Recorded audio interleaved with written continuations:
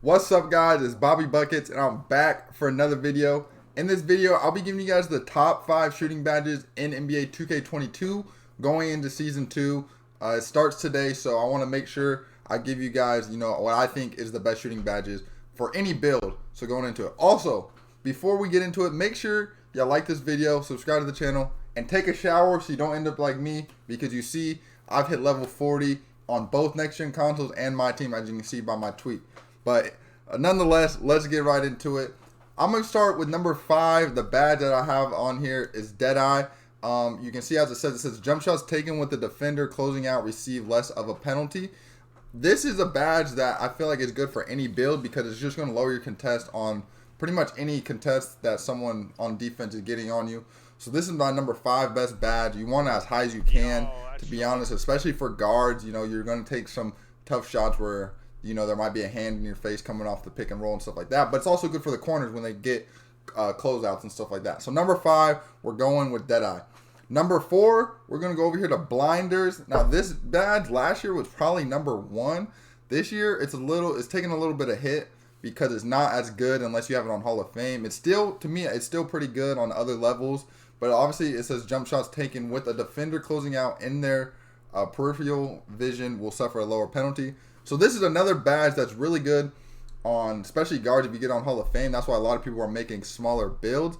But it's also good in the corner because, if someone coming from the side, they step on the wing and try to get back to the corner like in a comp pro game, then the Blinders badge still does activate and it doesn't get as much of a contest. So I still think this is a badge that's useful in 2K22 going into Season 2. The third one is Mismatch Expert. Now you can see this random build that I made doesn't get it at all. Now here's why it's number 3. Because for guards, it's definitely probably number 1. But the reason why I have it number 3 is because you don't really use it on every build. So it kind of, on this ratings is going to be ranked number 3 for me.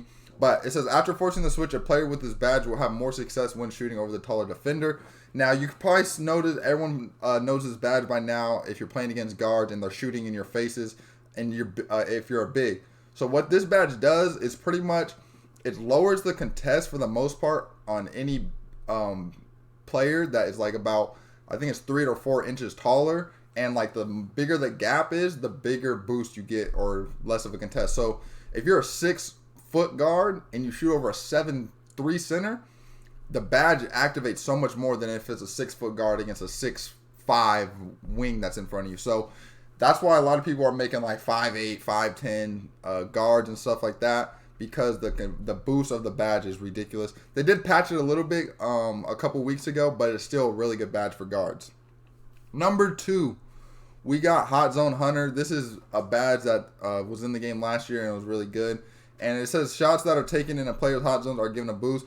Now this is number 2 because every build, if you get your hot zone, whether you're a center, a point guard, whatever it is, this badge is useful for you. So that's why I have it as number 2, because it boosts your shot.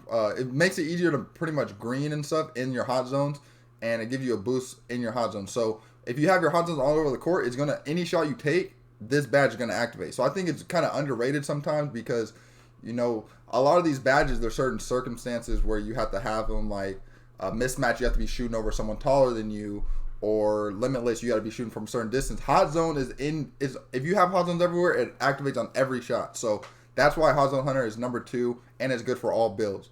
And the number 1 shooting badge in 2K22 heading into Season 2 is, sadly, Sniper.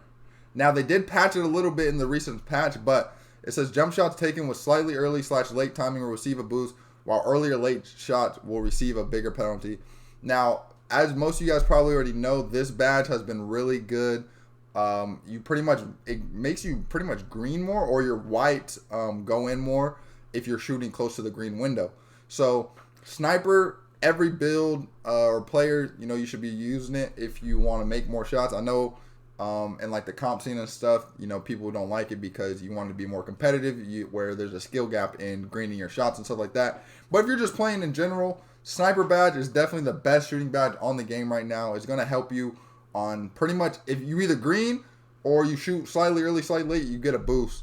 And the only thing that this doesn't activate if you shoot earlys or lates. But to be honest, if you're shooting earlys or lates, you shouldn't be making shots anyway. So But that's going to be it for this video. This is my top 5 shooting badges going into season 2 of the, the city, stuff like that. So the resetting it.